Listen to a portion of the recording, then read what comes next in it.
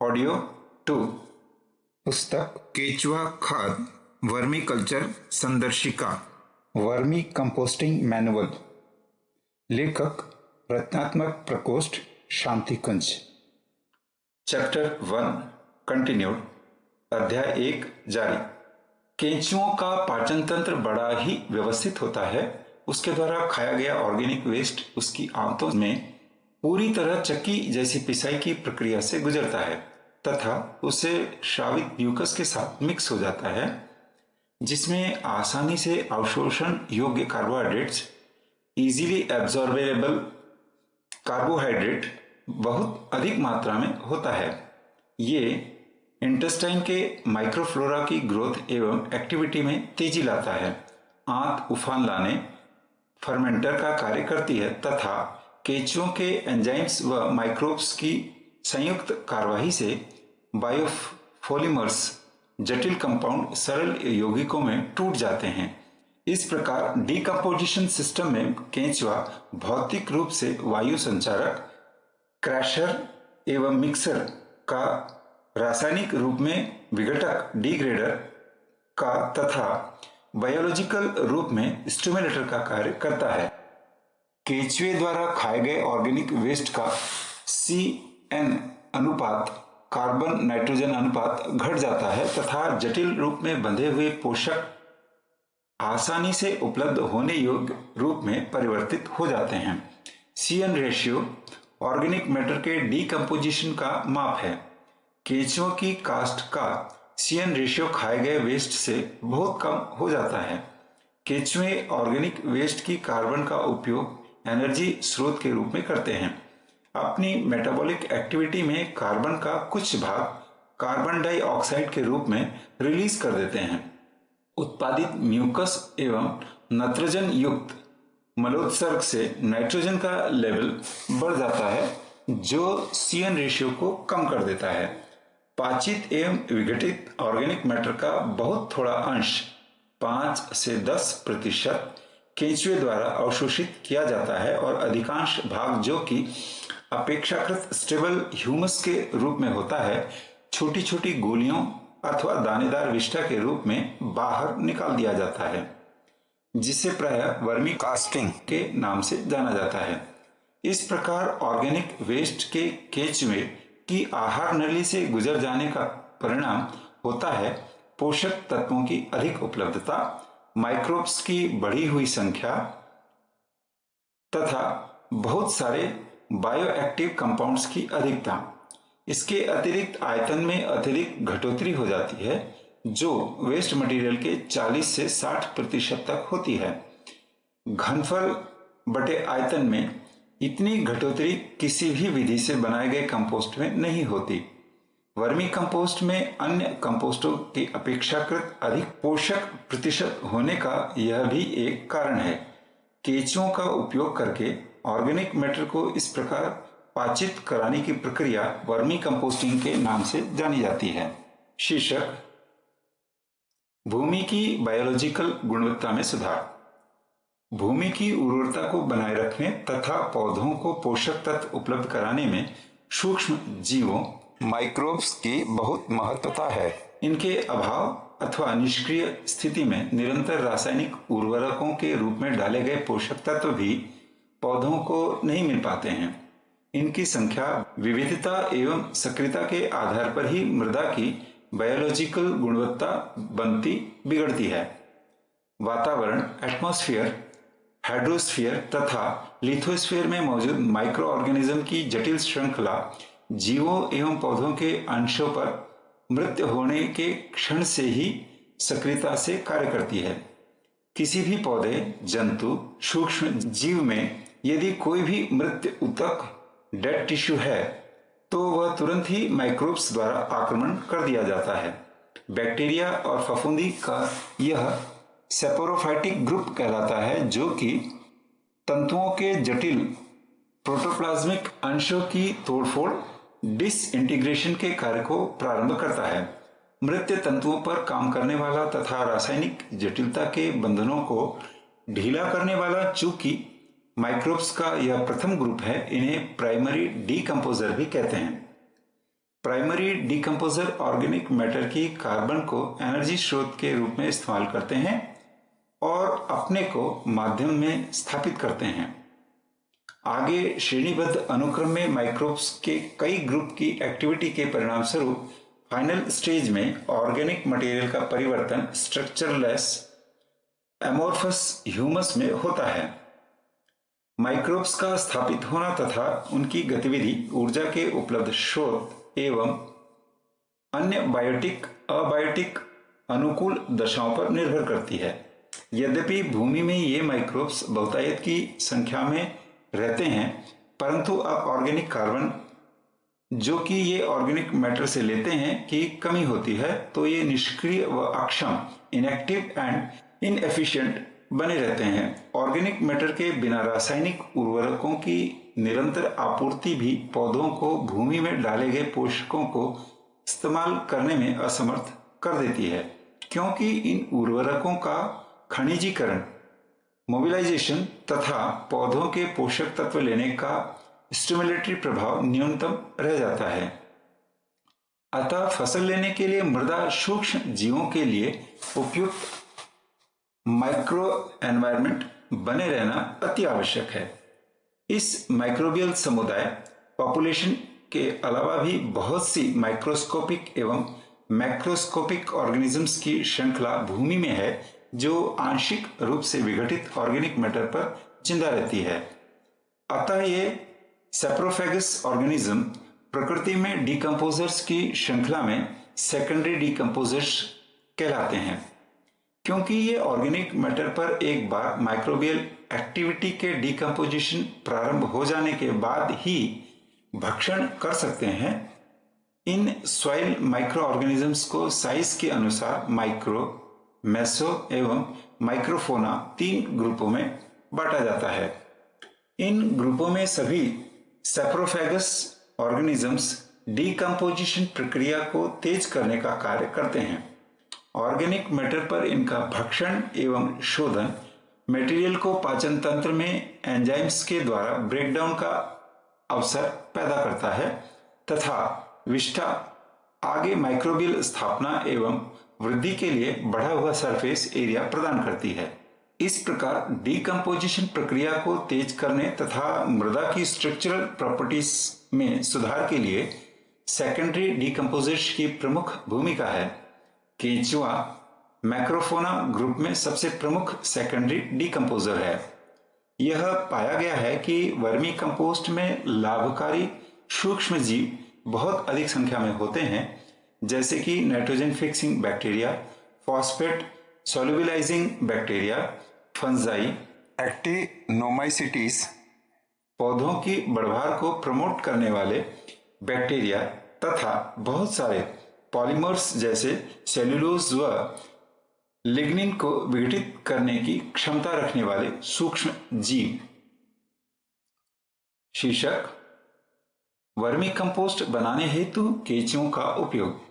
अब जबकि जैविक खेती ऑर्गेनिक फार्मिंग पर अधिकाधिक जोर दिया जा रहा है, ईपीजी केंचुओं की समुचित प्रजाति के केंचुओं का उपयोग ऑर्गेनिक वेस्ट को ऑर्गेनिक मैन्योर में परिवर्तित करने के लिए बायोलॉजिकल टूल के रूप में किया जा सकता है।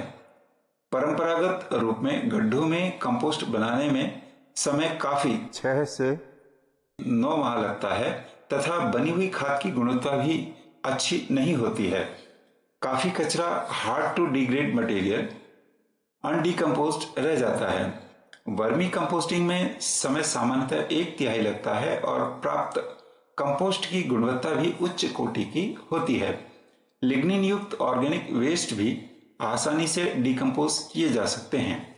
आज विश्व के अनेक देशों में केंचुओं का प्रयोग ऑर्गेनिक वेस्ट के कंपोस्ट बनाने के लिए किया जा रहा है। उदाहरणार्थ America, Canada, United kingdom, Mexico, Brazil, Philippines आदि में व्यापारिक स्तर पर बड़ी इकाइयों द्वारा वर्मी कल्चर तथा वर्मी कंपोस्टिंग का कार्य संपन्न किया जा रहा है।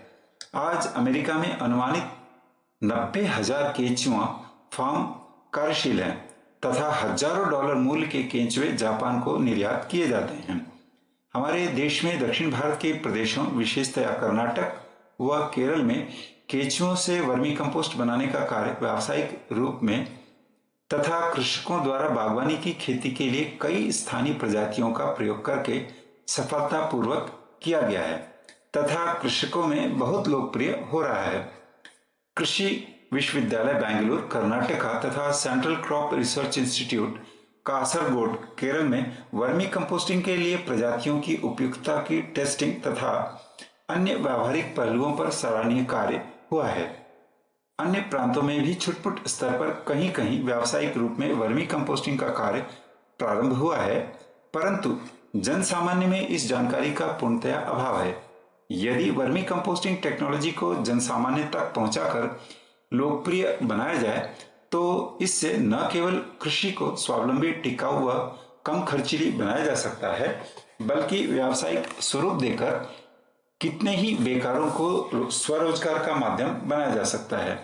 अभी तक के शोधों से आइसिनिया फेटिडा, यूट्रिलस यूजेनी, पेरियोनिक्स एक्सावेट्स वर्मी कंपोस्टिंग के लिए उपयोगी प्रजातियों में प्रमुख है। शीर्षक घरेलू वेस्ट का मैनेजमेंट। घरों में प्रतिदिन कितने ही प्रकार का कूड़ा करकट निकलता है। यदि इसके डिग्रेडेबल ऑर्गेनिक वेस्ट को नॉन डिग्रेडेबल वेस्ट प्लास्टिक, लोहा, कांच आदि से अलग कर दिया जाए तो इससे घरेलू स्तर पर प्लास्टिक की बाल्टी, पेटी, बड़े गमलों आदि में वर्मी कंपोस्ट बनाया जा सकता है। इससे जहां एक और घरेलू वेस्ट का सरल निस्तारण हो सकेगा, वहीं बहुमूल्य कंपोस्ट किचन गार्डन में गमलों, सब्जियों आदि के लिए मिल सकती है। किचन वेस्ट के रूप में सब्जियां व फलों के छिलके, दालों व अनाज के चोकर, बची खाद्य सामग्री आदि का उपयोग वर्मी कंपोस्ट बनाने के लिए किया जा सकता है। शीर्षक शहरी कचरे के मैनेजमेंट एवं प्रदूषण न्यूनीकरण में केंचुओं का उपयोग। शहरों की बढ़ती आबादी के साथ बढ़ते हुए शहरी कचरे का निस्तारण, सिटी गार्बेज डिस्पोजल एक बड़ी भारी समस्या बनती जा रही है। शहरी जनता द्वारा उत्पादित नगरपालिका व्यर्थ, म्यूनिसिपल वेस्ट के निपटान पर अत्यधिक व्यय होता है। समुचित निपटान के लिए उपयुक्त स्थान, विधि एवं साधनों की भी भारी कमी है। शहरों की सड़कों, गली कूचड़ों में जगह जगह लगे अव्यवस्थित गंदगी के ढेर वातावरण को प्रदूषित कर नारकीय बनाए रहते हैं। कचरे के डंपिंग यार्ड के पास से गुजरना एक टेढ़ी खीर मालूम पड़ती है। एक अनुमान के अनुसार मुंबई तथा कलकत्ता में 600 ग्राम प्रति व्यक्ति प्रतिदिन कचरा उत्पन्न होता है। दिल्ली शहर में यह दर कम से कम 800 ग्राम प्रति व्यक्ति प्रतिदिन है। अकेले मुंबई शहर में लगभग 6000 टन व्यर्थ प्रति वर्ष का उत्पादन होता है, जिस पर करोड़ों रुपया व्यय होता है। यह आश्चर्य करने का विषय है कि भारत में केवल 4 महानगरों दिल्ली, मुंबई, कलकत्ता, मद्रास के व्यर्थों का निपटारा करने के लिए कम से कम 7 से 8,000 करोड़ रुपया प्रतिवर्ष व्यय होता है। दुर्भाग्य से इन सब विषयों पर अधिकतर आंकड़े अप्रकाशित हैं। शहरी व्यर्थ के जैव अपघटनशील व्यर्थ, बायोलॉजिकल डिग्रेडेबल वेस्ट को वर्मीकल्चर एवं वर्मी कंपोस्टिंग द्वारा परिवर्तित करके सरलता से प्रकृति में पुनः चक्रित, रिसाइकलिंग इन नेचर किया जा सकता है। इस प्रक्रिया से कई समस्याओं का एक साथ निदान होगा, जिसमें क्रमशः है प्रदूषण का फैलाव कम होगा, कचरे का औचित्यपूर्ण निपटारा कम व्यय के साथ होगा, कृषि के लिए अच्छा कंपोस्ट उपलब्ध होगा, जिससे उर्वरकों का प्रयोग कम किया जा सकेगा। अमेरिका तथा यूनाइटेड किंगडम में वर्मीकल्चर का उपयोग मलमूत्र, अवमल, स्लज तथा कार्बनिक पदार्थों को पुनः चक्रित करने का कार्य व्यावसायिक स्तर पर किया जा रहा है। प्रगतिशील देशों में फिलीपींस, ताइवान, मलेशिया, इंडोनेशिया तथा हांगकांग आदि में केंचुओं का उपयोग अपघटनशील कार्बनिक व्यर्थ पदार्थों को पुनः चक्रित करने के लिए किया जा रहा है। जापान विश्व में सबसे अग्रणी देश है, जहां लगभग 60% कार्बनिक व्यर्थ को पुनः चक्रित किया जाता है। प्रोफेसर बी के सेनापति के एक शोध पत्र के अनुसार जापान प्रति वर्ष 30,000 टन जीवित केंचुआ कागज एवं धागा मिलों के व्यर्थ को पुनः चक्रित करने हेतु आयात करता है। इस आयात में लगभग आधी मात्रा ईल मछली के संवर्धन में उपयोग होती है।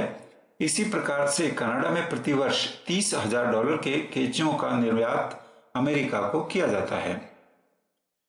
भारत में बेंगलोर शहर में कई स्थानों पर अर्बन सॉलिड वेस्ट मैनेजमेंट का कार्य केंचुआ द्वारा सफलतापूर्वक किया जा रहा है।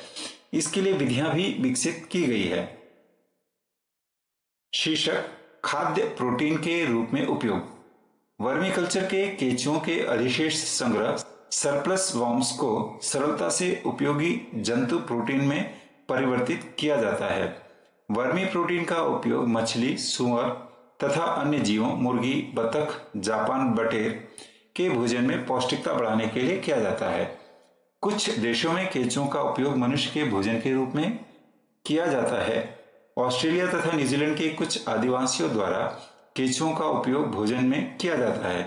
फिलीपाइंस में केंचुओं की अनेक जातियों का उत्पादन औद्योगिक स्तर पर इसके लिए करने का प्रयास किया जा रहा है। कैलिफोर्निया की 2 कंपनियों ने केंचुओं से बना ऑमलेट तथा केक की विधियां भी विकसित की है। केंचुओं की प्रोटीन का पोषक मान न्यूट्रिटिव वैल्यू इसके भोजन तथा जाति पर निर्भर करती है। एक अनुमान के अनुसार केंचुओं से प्राप्त प्रोटीन मत्स्य प्रोटीन के लगभग समानांतर आकी गई है। भारतीय विशेषज्ञों B.K. सेनापति, राधा डी काले तथा MC डैश के अनुसार केंचुओं के शरीर के ऊतकों में 50 से 75% प्रोटीन, 7 से 10% वसा, कैल्शियम, फास्फोरस तथा अन्य लवण होते हैं। इसके अनुसार सूखे भार अनुसार केंचुओं के ऊतकों का ऊष्मीय मान कैलोरिक वैल्यू 4100 कैलोरी प्रति ग्राम होती है। ये तथ्य जानकारी के लिए दिए जा रहे हैं। मिशन के परिजनों को इसको प्रोत्साहित करने की आवश्यकता नहीं है।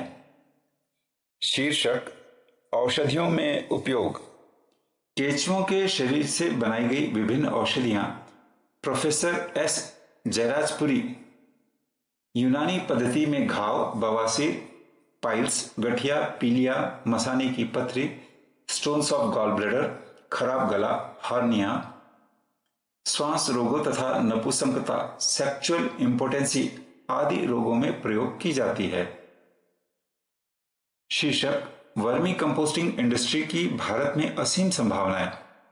इसमें कोई संदेह नहीं है कि अपने राष्ट्र में जहां एक और ऑर्गेनिक वेस्ट के एकत्र होने से वातावरणीय समस्याएं उत्पन्न हो रही है और दूसरी ओर पौधों के पोषक तत्वों तथा भूमि की उर्वरता व उत्पादकता में सुधार हेतु गुणवत्ता वाले ऑर्गेनिक मैन्योर की भारी कमी है। वर्मी कंपोस्टिंग की असीम संभावनाएं हैं। हमारे यहाँ भारी मात्रा में श्रम संसाधन उपलब्ध हैं जिसका पूर्ण क्षमता से उपयोग नहीं होता। सॉलिड ऑर्गेनिक वेस्ट का उपयोग कारगर रूप में वर्मी कंपोस्टिंग के लिए किया जा सकता है। इसमें बेरोजगारों के लिए रोजगार के अवसर सृजन की भी बहुत संभावनाएं हैं। आंतरिक व बाहरी आवश्यकताओं को पूरा करने के लिए फ्लोरिकल्चर, वेजिटेबल कल्टीवेशन तथा ऑर्नामेंटल हॉर्टिकल्चर इंडस्ट्री कई प्रदेशों में तेजी से बढ़ रही है।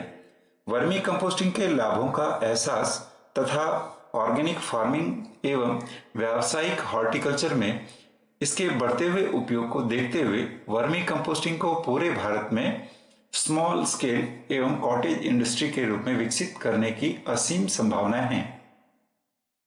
गांवों, कस्बों में कृषि तथा पशु वेस्ट, शहरों में सब्जी मंडी, यार्ड एवं एग्रो बेस्ड इंडस्ट्रीज का वेस्ट ऑर्गेनिक वेस्ट के भारी स्रोत के रूप में उपलब्ध है जिनका उपयोग वर्मी कंपोस्टिंग में किया जा सकता है। भारतवर्ष में कार्बनिक व्यर्थ के उत्पादन पर अनेक अनुमान प्रकाशित हुए हैं। Professor B.K. सेनापति 1991 के अनुसार लगभग 30,000 लाख टन कार्बनिक व्यर्थ प्रतिवर्ष उत्पादित होते हैं। डॉक्टर भावलकर के अनुसार लगभग 3,200 लाख टन कृषि जनित व्यर्थ प्रतिवर्ष पैदा होता है जिसमें धान का पुआल, गेहूं का भूसा, मूंगफली, काफी का छिलका तथा कपास आदि के डंठल मुख्य हैं।